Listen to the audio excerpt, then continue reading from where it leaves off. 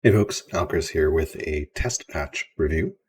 This is for the test patch that was released on June 8th, 2022, build number 6823. I wanted to review this test patch because it's a very, very impactful test patch. Probably the most significant set of changes I've seen to the game for a while, and I'm super excited to see the dev team to continue to take changes like this.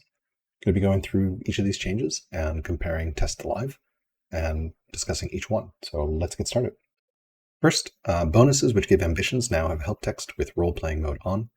This is a great small change. Role-playing mode, if you don't know, is an option in game setup. If you go to game setup and go to advanced setup, you can scroll down and find a slider here for role-playing. No pop-up help when making narrative choices for events. That basically means you don't know what the outcome of the event is. So if it makes a character happy or reduces discontent or gives you gold, it doesn't tell you any of that. Interestingly, or it's worth noting, there are a lot of fun settings here that significantly change the game. Some of my favorite ones are no force march, show printing critical hits, competitive mode, which we'll talk about a little bit in this patch review. If you're playing single player, definitely ruthless AI.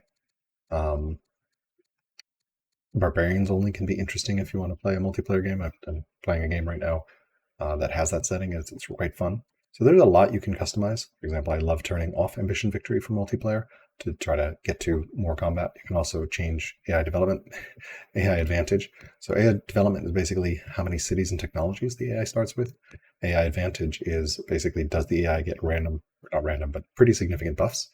It's also worth noting this, we'll talk about that and the changes with a great difficulty in a bit. AI aggression can be controlled. If you set the AI to passive, they will never, ever declare war on you. If you set the AI to peaceful, they will not declare war on you before turn 40. So depending on what sort of game you want to play, you can configure that a lot. You can also change the strength of barbarians. Basically, any aspect of the game that you would like to change, you can change. It's very, very customizable. It's hiding there in the advanced setup. If that's overwhelming for you, there's also these option presets here that give you basically bundles of advanced setup changes, which is really, really nice. So yeah, that is the settings. We were talking about role-playing. You just turn it on like that, and basically you don't see any pop-ups. So the change, the change here is basically now, if a bonus gives you an ambition, you see the help text for that. So you actually know that you get the ambition. Before, with role-playing mode, you had no idea what ambitions you would get until you got them, which made it pretty hard to choose which ambitions to get. So good change there. So they added a No Ancient Ruins game option, just like all those options we looked at before. There'll be one called No Ancient Ruins and a competitive game option preset. Love to see both these changes. So we're on the test branch here, development build. You see in the bottom right corner, there's this No Ancient Ruins preset, which is great. And there's now this competitive mode preset as well, which is wonderful to see.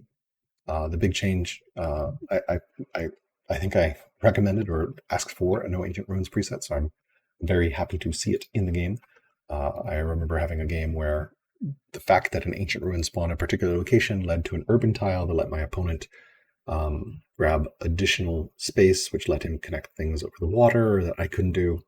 So for a more balanced competitive scene, it's great. I also love seeing that they are leaning into that competitive game option preset so that you can configure the game just as you would like, and they can balance for competitive players without really impinging on the single player experience.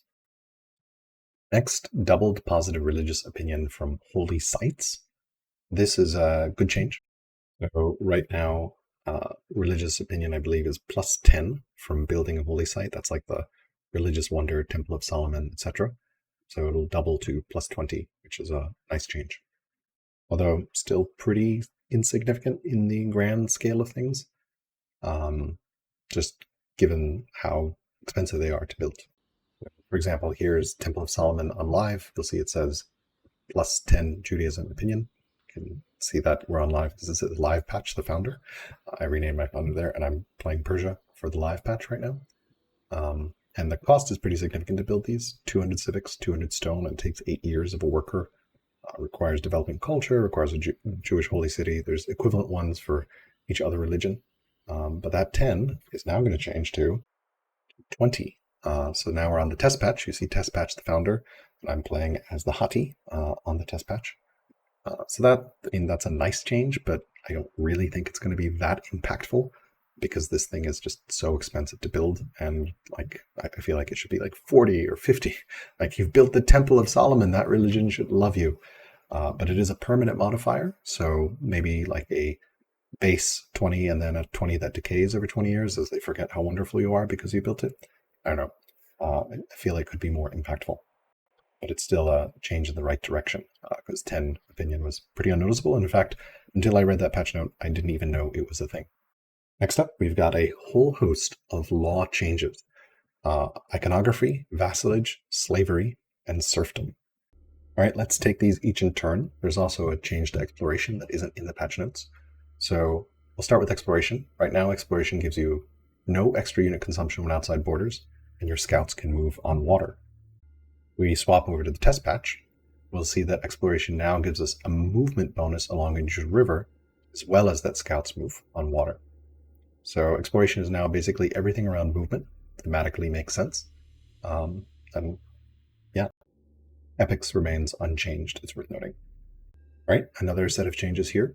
Slavery, currently on live, gives 4 orders per year and 1 discontent for every city. But on the test patch, it gives 1 discontent a year, just as it does today, but no longer does it give orders. It just gives 20% output on mines and quarries. This is nice, but no longer is critical to rush labor force early to get those all-important 5 orders. Freedom, it's worth noting, is unchanged. Back on live. Live is not as cloudy. I guess that's one way to take it apart. It doesn't have development build in the bottom left.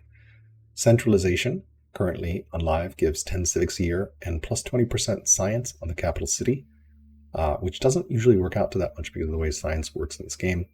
There was a really fascinating interview between Filthy and Soren on his channel recently, where Soren actually talked about how centralization was one of the earliest laws that he put into the game, and that 20% science he was designing sort of originally from obviously from this background civ perspective, but with the way science works in Old World, with a large part of it coming from characters, not cities, that 20% science isn't that significant. So now, if we hop over to the test patch, we see centralization still has that 10 civics a year, but the capital city now is 2 science per year per culture level.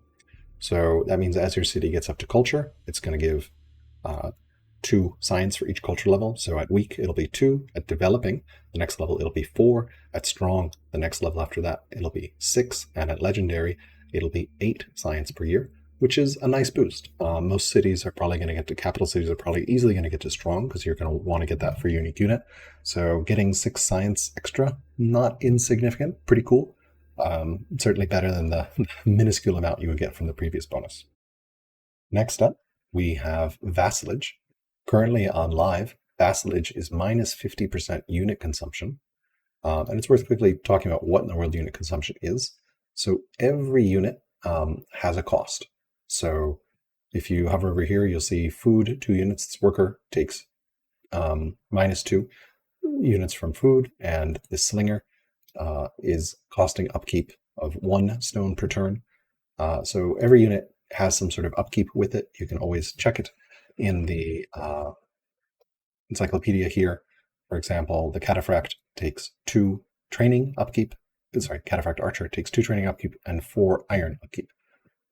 So what Vassalage currently does is it takes that consumption from units and cuts it in half. So this slinger would now take half a stone, and this worker would take half. It would just take 1 food. So that is a significant reduction with Vassalage today. Let's see what it does on the test patch. So back here on the test patch, we've got minus 50% unit consumption, just as we do today. But now we see no extra unit consumption when outside borders, which used to belong to exploration. So that moved over there, and now Vassalage is this cool package of everything to do with unit consumption. I don't actually know offhand how much extra unit consumption there is when outside borders. I think it might be something like plus 50%, but I'm not sure exactly. But that's a nice bonus for Vassalage. and makes the trade-off pretty interesting, especially when we get into something we'll talk about in a bit, that food upkeep has increased pretty dramatically for all units. So from data mining by Discord member Xiao Mao, it looks like every unit that costs that didn't have any food upkeep now has a food upkeep. So if we look at that Cataphract Archer on test, we'll see that it now has -1 food upkeep. And then if we look at the Chariot on live, it currently costs 2 food, but on test, it now costs 4 food. So every unit that had 2 upkeep now has 4 upkeep of food. That's a pretty significant increase, and you're probably not going to be floating anywhere near as much food as it used to. Similarly, on live, Horseman, which used to cost 3 food, now on test costs 5 food. So all units that used to cost 3 food upkeep now cost 5 food upkeep. And finally, the Cataphract and all units that cost 4 food upkeep on live now cost 6 food upkeep on test. So that's a very significant increase in food upkeep. I don't have a single player game where I can give you numbers in terms of what it looks like loading up one versus the other in a realistic manner, but yeah, that's going to significantly change the game. Fortunately, Vassalage exists now and can do what it did with -50 unit consumption to reduce that. That becomes much more important, and that no extra unit consumption when outside borders is also potentially significant. It's going to be an interesting trade-off between centralization, Vassalage. Personally, I probably will lean Vassalage because I mean, every less unit consumption, the fewer mines, the fewer farms, the fewer of everything you need to build, which effectively saves you orders. And realistically, if I get my capital city to 6 science, like from being strong, that's not that much to write home about, realistically. So I think I'm still personally picking Vassalage. I should also say between epics and exploration. I do like the epics military cost, the culture per unit killed. But it only goes to the nearest city, so its value falls off pretty quickly. It can give you a lot of culture in your border cities, but generally they're not going to be built up enough to matter. Exploration might be interesting since it now has that movement bonus along the neutral river that used to be on colonies. And having scouts be able to move on water can potentially let them get into your enemy's empire in a better way. So that's an interesting change. And then I should also talk about slavery and freedom. Slavery, I think now I would probably go with freedom. Mines and quarry output, nice to have, certainly meaningful, but having a science for an extra science on every single urban specialist scales really well as you go on to the game. And 2 extra culture in your capital city, nothing to write home about, but labor force is just going to be much lower in priority to get tech-wise. So continuing back on live, tyranny and constitution are unchanged for now. Colonies and serfdom are changed. So colonies currently on live lets you buy tiles, gives you a movement bonus along neutral river that we saw move to exploration. And serfdom gives farms and pastures plus 20% output. And that's it. Kind of niche, really hard to justify using. The ability to buy tiles with colonies is so huge right now. So if we look around test, over on test, colonies still gives you that ability to buy tiles, but its ability to have a movement bonus along the neutral river. This basically made it so that you can move as quickly along neutral rivers as you could along friendly rivers. Very powerful. Is gone, but it still retains its ability to buy tiles. And most interestingly, serfdom now gives you 5 orders a year, what slavery used to give you, which no longer does, as well as 1 discontent. So serfdom now becomes a critical law because those 5 orders are incredibly powerful. And there's a really painful trade-off against serfdom and buy tiles. This might be mitigated somewhat by this note in the patch notes here. Line 25 can buy tiles between adjacent cities, restricted to unimproved tiles. But if you want to forward push, colonies is going to be pretty much the only way to buy tiles. Like if you want to buy tiles forward and put forts on hills that are in your territory, it's going to be a little bit of a tricky trade-off. I'm not sure, honestly, which one I will pick. It may be situational depending on where I am in the game. I could even see myself swapping between the two. If I'm going to buy a bunch of tiles, I could swap to colonies and then do all my buying. And then when I'm done with my buying, I can swap to serfdom to get those orders. But it'll be interesting to see how that how that plays off, and really excited to play some multiplayer games with that to see how it goes. All right, back here on live. Our last change was iconography and calligraphy. Calligraphy remains unchanged, but iconography today gives 2 training per monastery, -2 discontent from cathedral, and 10 money per temple, as well as no random non-state religion spread. And on test, it is identical, except for the amount of money per temple has increased from 10 to 20. So a nice little buff. Iconography, great law. The issue is it's behind vaulting, and vaulting is down a tech path that you will probably never go in multiplayer. But it does become slightly more attractive. And if you do ever go it and you have a lot of monasteries, that base training boost is very, very powerful. And getting a little more extra money from your temples can't hurt either. All right, back to the notes. Assyrian unique units now get a 50% attack bonus versus forts. This is good. I think the Assyrian unique unit still needs something more, in my opinion, but this makes it at least useful against attacking entrenched positions in general, whether in a city or now with forts. So excited to see how that plays out. Although, given their one movement, it's so challenging to use a unit that can only move once per order. You can get 2 moves if you have roads, but that's still very, very situational to use. We talked about how most unit upkeep now has food or unit consumption. So now leaders who get the excluded trait now abdicate. Characters leaving a nation now divorce their spouses. This is very nice. I'm sure you've all seen the events where you've had character like your wife runs away and you're still married to her, and she's pissed off at you and she's fled to some enemy empire. That is incredibly awkward. Now they automatically divorce. And similarly, leaders who get excluded from the line of succession while they're leading will abdicate, I believe. I'm not entirely sure what that excluded trait means, but I believe that's what it is. So the per city production increase for settlers, workers, and disciples has increased. I believe it has increased from 5 growth to 10, according to Xiao Mao's data mining, which I'm incredibly appreciative to. So shout out to Xiao Mao for that. And in case you're not familiar with what in the world that is, every settler, worker, and disciple you produce has its cost increase in each city, depending on how many you produced in that city before. So your first settler costs such and such growth. Your next settler now will cost such and such plus 10, and your next settler after that will be such and such after plus 20, but it's per city. So each time you build a new city, it just starts at the base value for the unit. The Dealmaker trait has been renamed Cunning. This is, I think Cunning is probably a better name for it, considering the history behind this is there used to be 2 traits, Dealmaker and Cunning, and they did half, each did half of what the current trait does. Both of them were pretty underwhelming. So now they've just renamed it. Originally, when they were merged, it was called Dealmaker. Now it's been renamed to Cunning. I think it works a little better flavor-wise for a bunch of events. Family heads can now marry and have kids. Super excited to see this change. I've definitely run into this in my game, especially as you get past like turn 80 or 100. All your families are kind of drying up. You have no one to be around as a governor. Apparently, I guess they didn't marry and have kids if they were a family head, and now that's changing. So hopefully we'll see more kids around so you can have more of a character game, especially as the game goes on.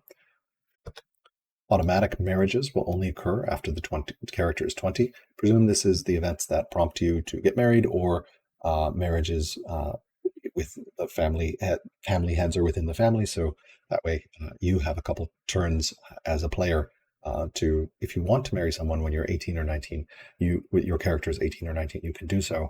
Or if you're waiting for someone to become 18 or 19 so that you can marry them, you can also do so without having an automatic marriage or an event to take that away from you.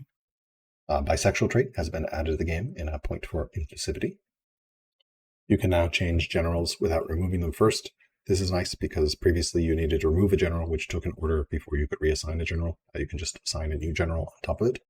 Return scouts from Agent Network will be closer to where they started the network. I think this is a good change, especially for multiplayer. Previously, you could sort of, Frogger your scout along because it would pop out near the city that you built the Ancient Network, which would then let you get to the next city deep inside the enemy's empire. And keep sort of burrowing your way towards the empire's critical cities. This way, hopefully that won't happen. It'll be harder for your scouts to penetrate deep into the enemy lines and you won't have as much visibility into what your enemy is doing, or won't be able to easily get to their capital city, and maybe exploration will become more valuable as a law so that you can go around and maybe go attack from the water, so to speak. Agents now get an opinion bonus when assigned. This is a nice change. Every other role, governor, all the council positions, and general got an opinion bonus when assigned. Now agents will have one too. I don't know offhand what it is, and I don't have a test patch game where I have an agent I can assign, but I presume it'll be somewhere on the order of 10 or 20 opinion. Can no longer ask a tribe in an alliance to declare war on another player. That seems like a nice quality of life change. If the tribe is in a national alliance with another nation, they probably shouldn't go around attacking other players.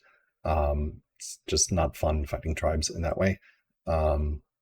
Curious whether that means that if you're allied with a tribe, whether you can attack, you can ask your allied tribe to declare war offensively, or whether it means that your tribe will only help you out in defensive wars, which I think makes sense as well. Releasing a governor no longer costs civics. Love to see this change. I think this was one I suggested on the Discord. Now you can just fire your governor for, I think it'll cost an order or something, but it no longer costs 800 civics to do so. So just to illustrate that, here I've assigned Livepatch, King Livepatch, the founder, to the city of Livepatch as a governor. And if I want to remove him, this is a little unintuitive. You have to Control-click to select the governor. So hold down Control and click, and then you'll see there's an option here to leave Livepatch, but it costs 100 civics and 2 orders to do so. Meanwhile, on test, I've assigned Test Patch to be the governor of Test Patch. If I Control-click on that little icon to select the governor, I get this pop-up for the things the governor can do. And you'll see here that leaving Test Patch costs 2 orders, but does not have a civics cost, which is quite nice. Primarily, you might want to use this if you have a governor, you have a courtier employed as a governor, and you want to have that courtier tutor a child that is hitting 10 years of age before eating the 100 civics cost to unassign them. It was a little painful. Now it's a little less painful. You'll still probably want to reassign them maybe when their term of service is done, but yeah, it's a little easier to do now. We talked about buying tiles between adjacent cities before. I guess this is sort of compensation for colonies no longer being as strong as they are, but colonies will remain super strong because being able to buy tiles towards your opponent is going to be really, really powerful. And I'm not sure how that adjacent cities calculation will go. I presume if you have a city nearby and I don't know, it'll be interesting to see how that goes in terms of what tiles you can actually buy. So I played a couple terms on the test patch here to try to figure out how this works. I'm not sure what counts as an adjacent tile or what counts as a tile between adjacent cities. Maybe it just has to be like one tile.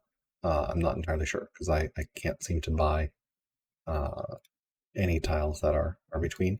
Maybe it has to be closer. Naval units now do counter damage against each other. I've spawned some units using the editor, which, by the way, you can access by Ctrl-Shift-Tilde. And you have this awesome editor that lets you place units, do all sorts of fun things.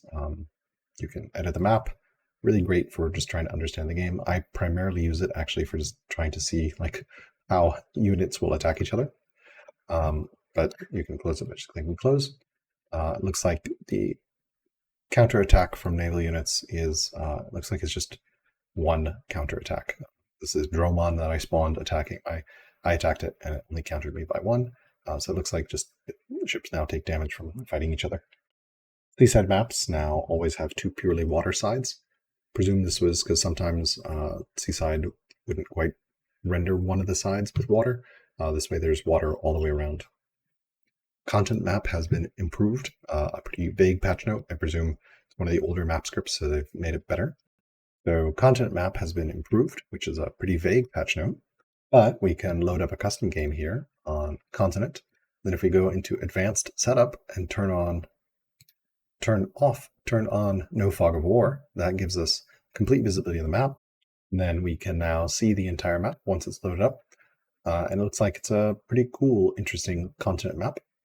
Not really sure exactly what's improved, but from what I recall, it was pretty bland. And now it feels quite a bit better, I guess.